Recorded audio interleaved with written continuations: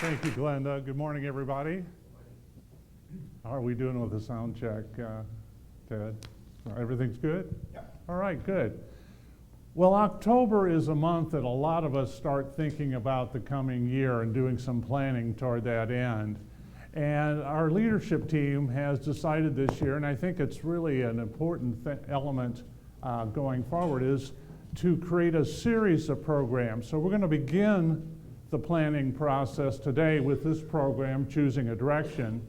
Next month, Bill Burnett is going to talk to us about systems and processes that help us get things done after we've chosen that direction. And in December, Mary Kuthais is going to tell us how we can deal with the inevitable distractions that we're going to face and help us stay focused so that we do whatever direction we've chosen, we actually meet the destination there. So that's what's going to be coming up. So I hope you'll join us in upcoming months for those other two elements as well. But today we're going to talk about choosing a direction. And basically, there are three challenges that business owners face in setting a direction and staying focused on that direction. And the first challenge is that they're multifaceted. One of the things, and you know this from personal experience about business owners, is that they have to learn to become competent in a lot of different areas. There's fewer disciplines or career choices that require the breadth of knowledge that it takes to run a business and do it successfully. And so that's one of the challenges that we face. You know, we have a lot of capabilities, and so there are a lot of things that interest us and a lot of opportunities that present themselves. And that's the second challenge.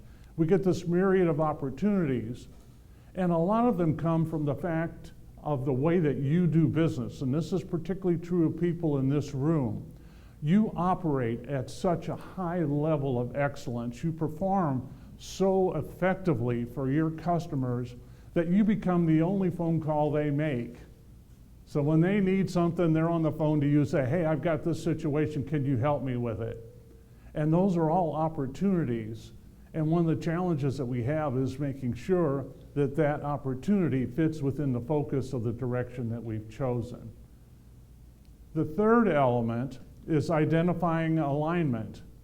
Now, for those of you who were here in July and saw the Contrarian panel, you may recall that the question that I asked was, if you're in a sales call with a prospect who's expressed interest, what's your goal? 3 of the 4 panelists said determining whether or not there's alignment. Alignment is a very important aspect of successful growth in our business.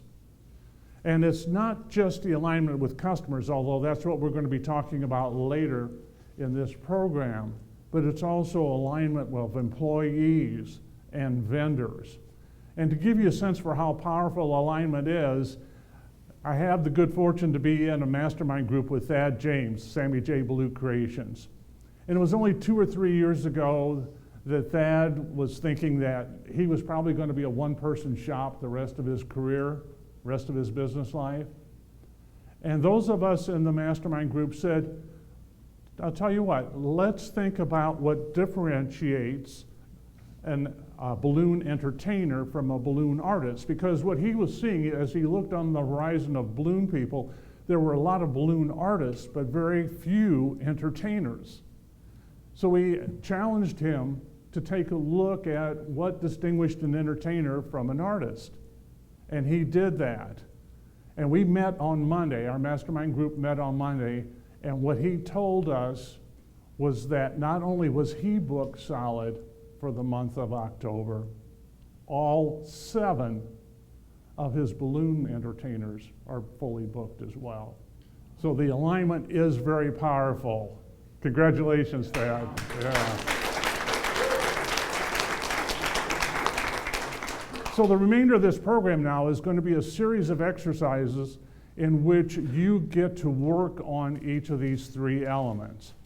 Now, I'm going to try to do a preemptive strike here and try to help you avoid a lot of frustration, because the exercises are going to be very, very fast, very short time intervals, and that's going to tend to cause frustration.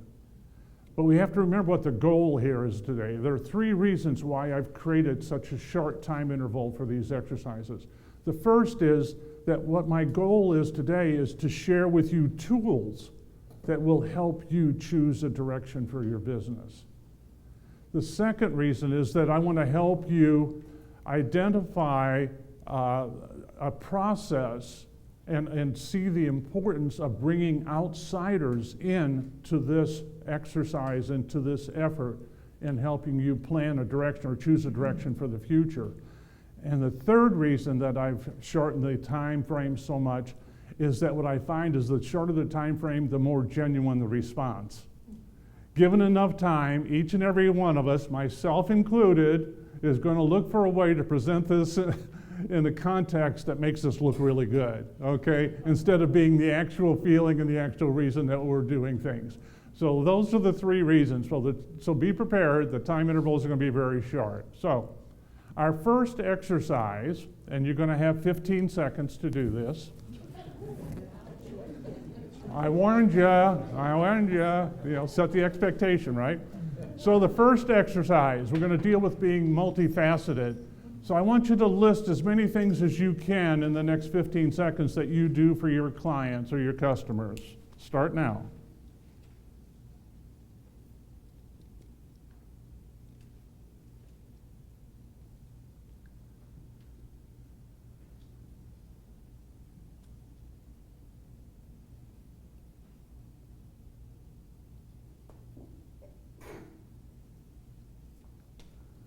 Okay, time's up.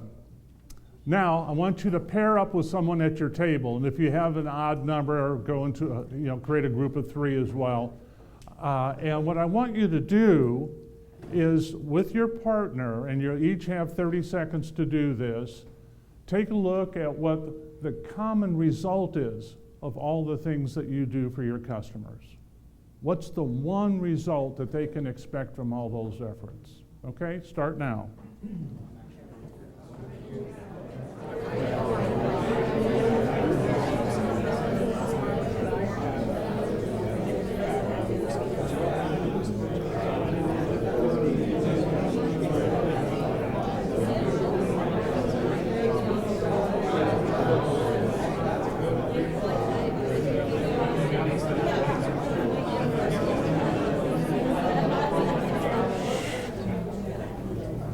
Wonderful, thank you. All right, so the next element that we're going to deal with is the myriad opportunities. So you're going to have 15 seconds to write down all the opportunities that are presenting themselves to you right now. And that may be in the form of requests that you're getting from prospects and customers to provide products or services for them. But list as many opportunities as you can in the next 15 seconds, starting now.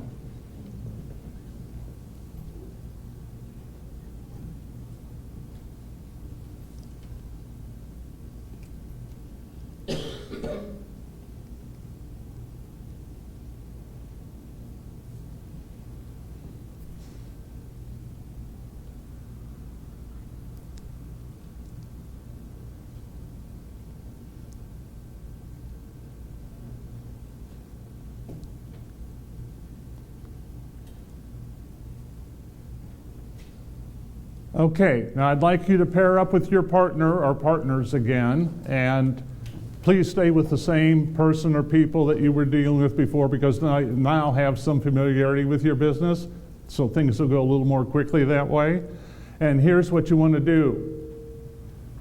Look at each of these opportunities, decide which of them complement the common result that you identified in the products and services that you offered in the initial exercise. Okay? Which of those opportunities help you produce that result going forward? Start now. You'll each have 30 seconds again.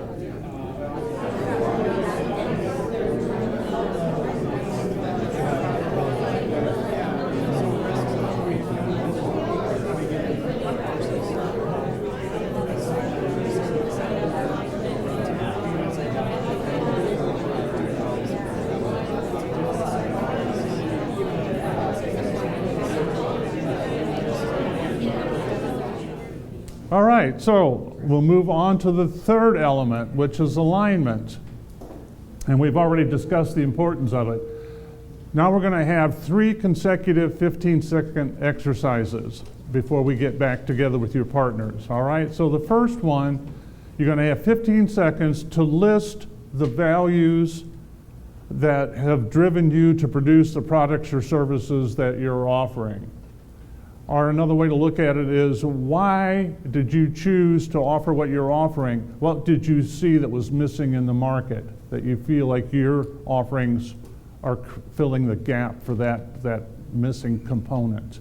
All right, 15 seconds starting now. All right, the next exercise. I want you to think about your most enjoyable customers. And I'm going to take you the next 15 seconds and write down what it is that makes them so much fun to work with.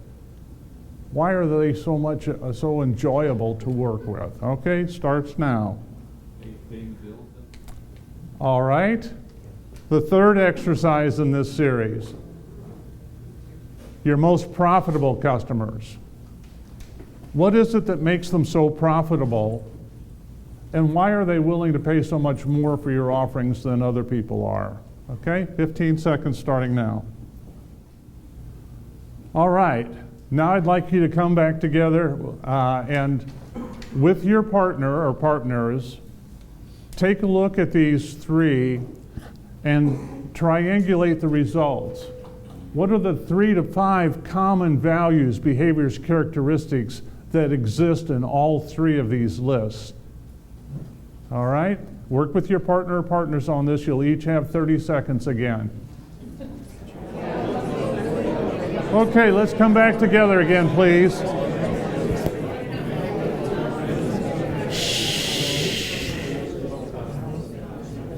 Come back together again, please. Despite keeping these exercises very short, I'm getting a sign from Mark that I'm running out of time here. So we're going to progress with this. Here are 5 questions that I use to help my clients evaluate opportunities. And you all are going to have a lot of opportunities because of the exceptional work that you do. And so here are the 5 questions very quickly. What do I want out of life? Is it fame, fortune, a loving family, and a comfortable lifestyle? What is it that I want? Second question, will this opportunity help me get there? Is this going to help me achieve what I want out of life? The third is, how will this impact my family? Is it going to help them achieve what they want in life? Because we're most successful when our values are aligned with theirs and we're all moving together toward the common goal. The fourth element is, how many people can I serve with this opportunity? And one of the things that I took away from Bob Burg's The Go-Giver book was that he said that our compensation, our value, is directly related to the number of people we serve, which I found intriguing because it's part of what helps explain why the most successful athletes and entertainers make tens of millions of dollars a year, because they're touching the lives of millions and millions of people on a regular basis. And the final question is, will this opportunity be available to me again in the future?